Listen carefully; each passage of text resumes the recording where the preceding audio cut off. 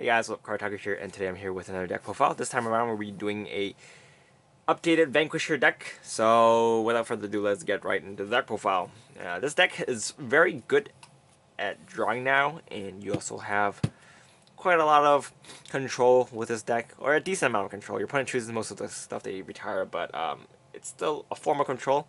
So it's quite a good balance of defense and offense, and you can get pretty crazy numbers when you get into the late game stride plays. So let's get right into the deck.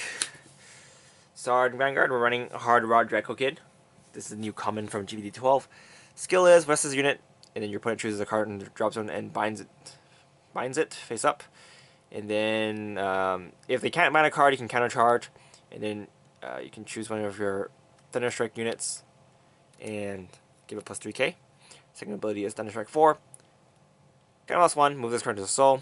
Choose one of your opponent's choose one of your units and it gets plus 3000 power. And then your opponent chooses one of their units and retires it, and then binds it face up. So not much to say about it. Both of the abilities are pretty useful.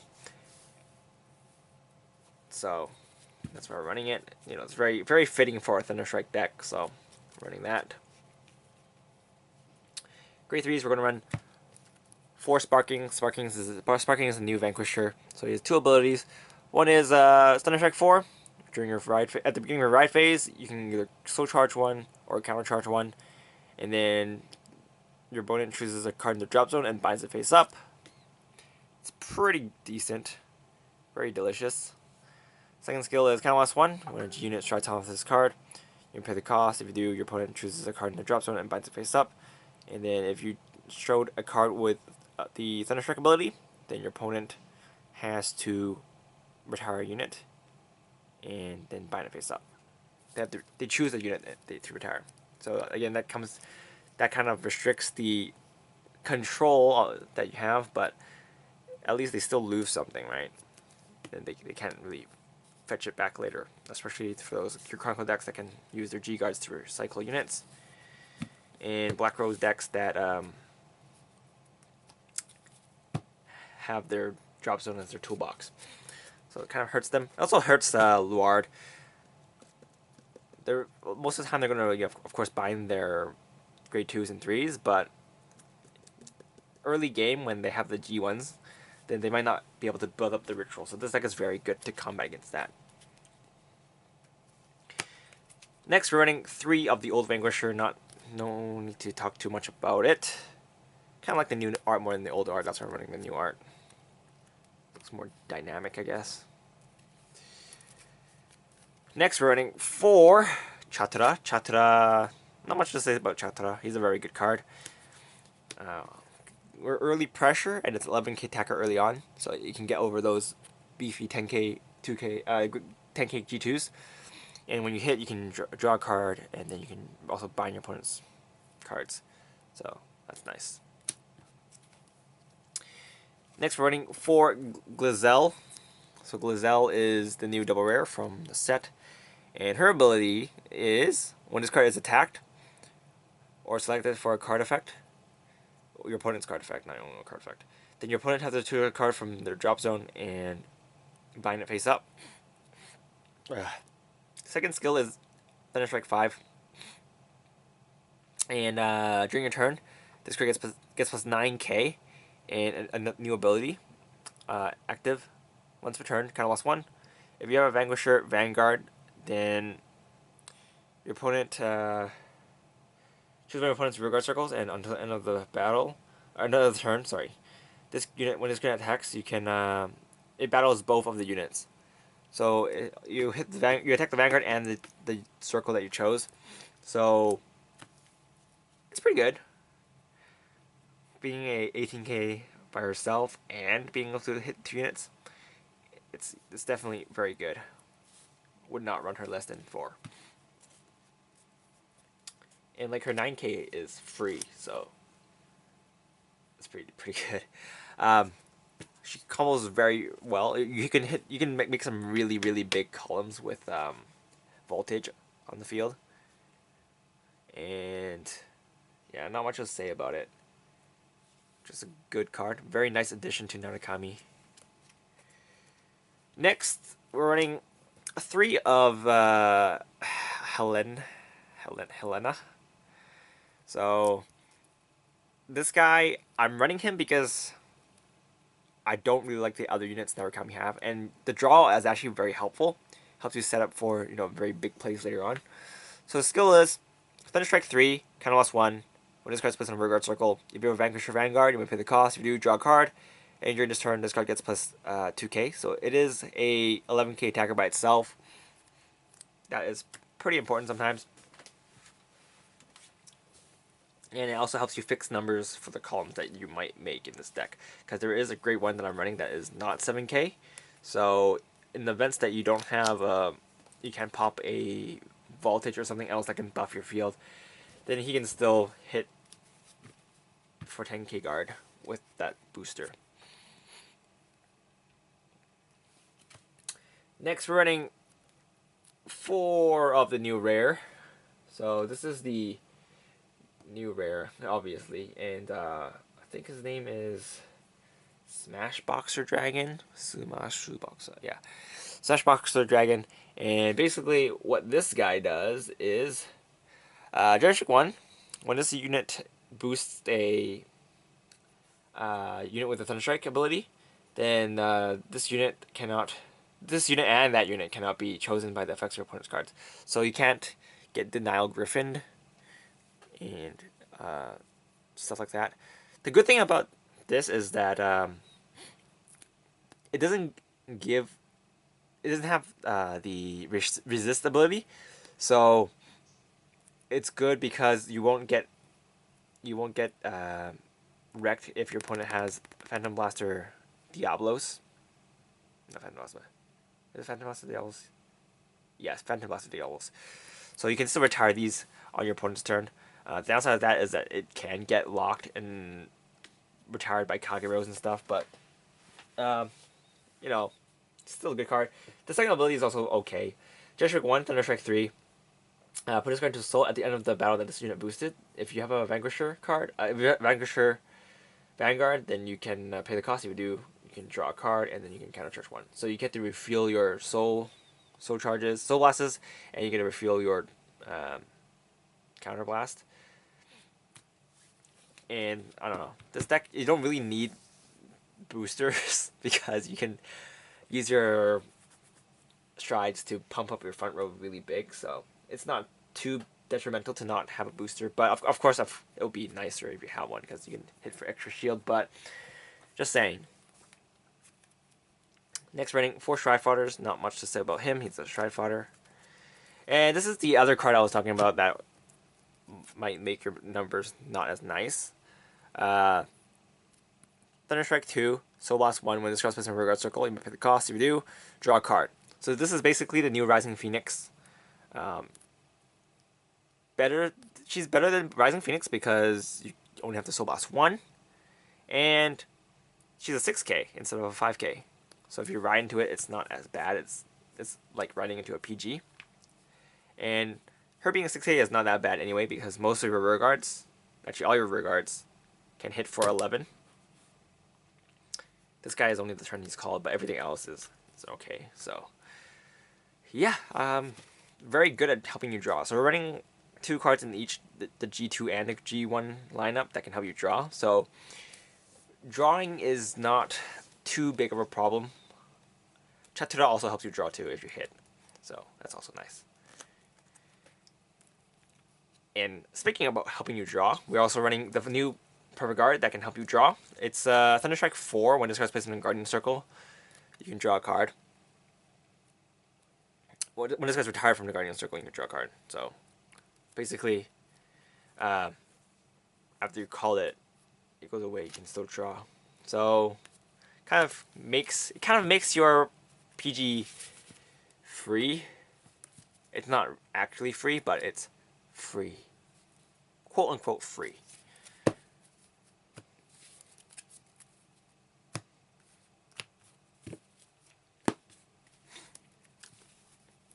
For the trigger lineup, running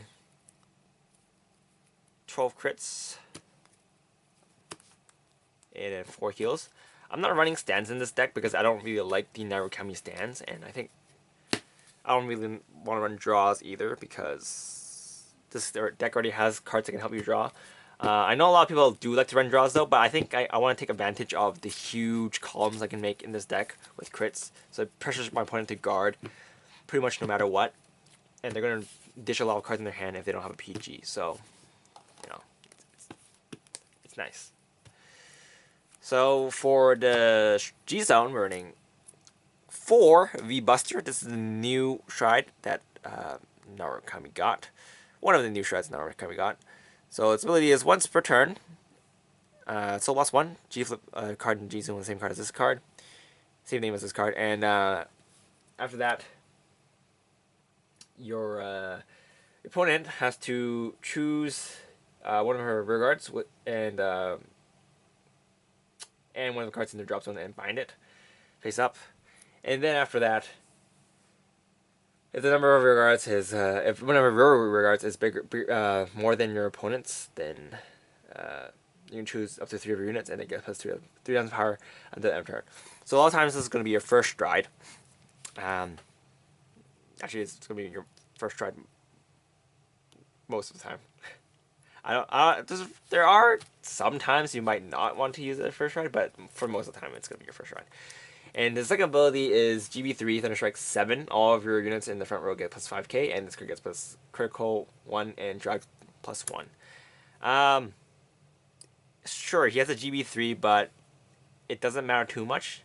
The main point is just to, build up your Thunderstrike so that you can use your other abilities. So if you can't, use this ability first Stride, then it's okay. Don't beat yourself up over it.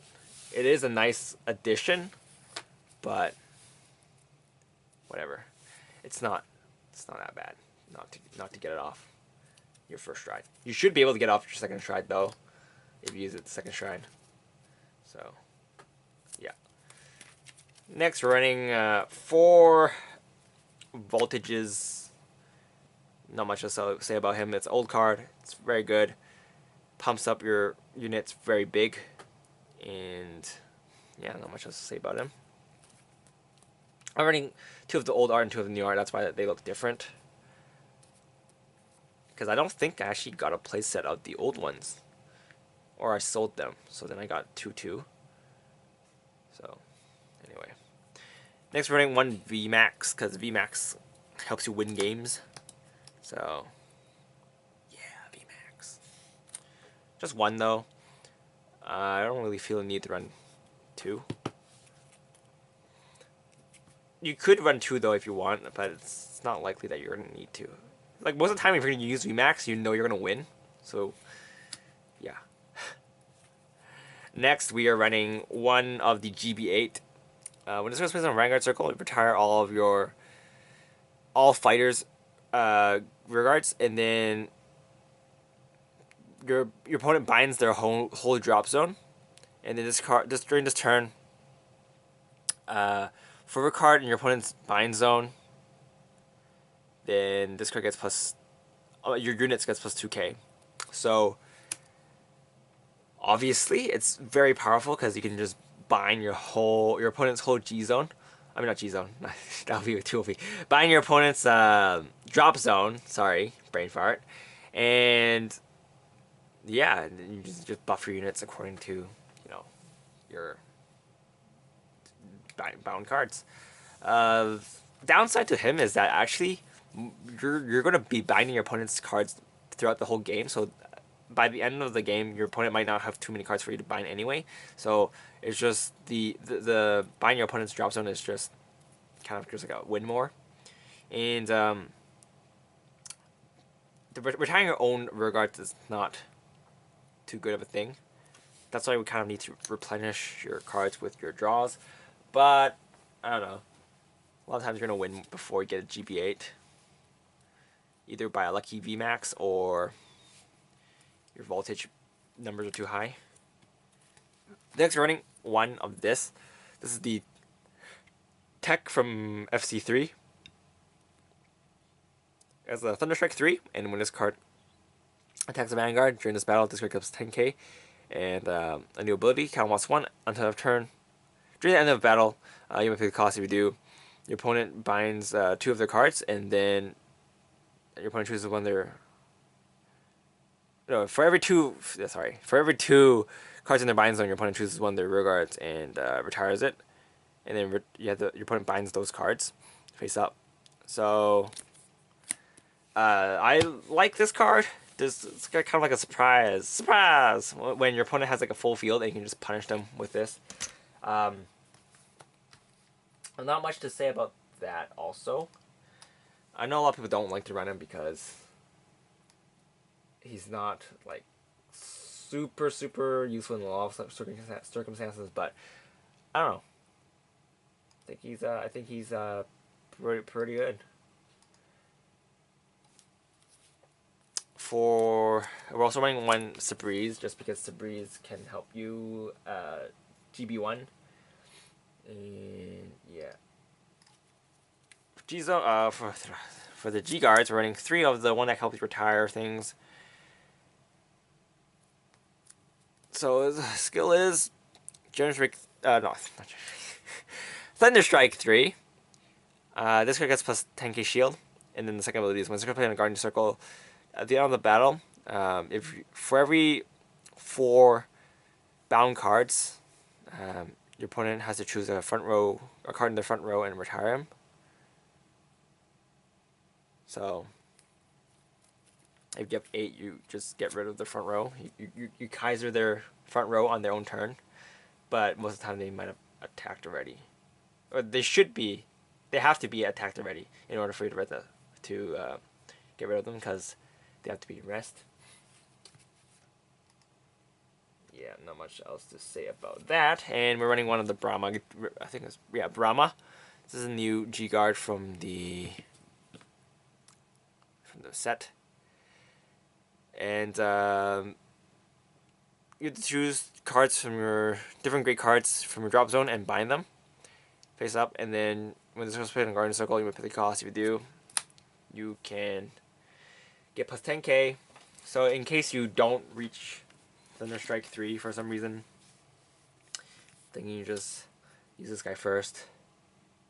It's really relatively easy to do, so not much else to say about that. I don't know, I'm just saying that a lot today. But yeah, that's pretty much it for this deck profile. It's a very fun deck. It's definitely one of my favorite decks to play now. One of them. I don't know. I say for every set it changes because I just play everything. Yeah. Anyway, I'm gonna be posting some other content tomorrow probably. It's not gonna be Vanguard related though. And I want to say some other things before I close off this video because I have a very irregular upload schedule nowadays. So I will be uploading every week, but not like daily. It really depends on how my workload is. So yeah, stay tuned for that. And it's not always going to be Vanguard content. And what else are I gonna say? My Patreon is still up, so if you want to go to my Patreon, you can do that. You know, just if you want to. If you don't want to, that's fine. Also, there are going to be more deck profiles next week. It's probably going to be either Nubatama or something else I haven't uploaded yet, like Dark Irregulars or something. I know I've been missing Dark Irregulars from the previous set. And also, I think I might be streaming every Friday night now, if I don't pass out before I start streaming. And yeah, I think that's pretty much all I have to say today. Oh, also, Discord. The link to the Discord for my channel is down below. It's a fan run Discord by Mr. Noodle. So shout out to Mr. Noodle for helping me set up the Discord channel.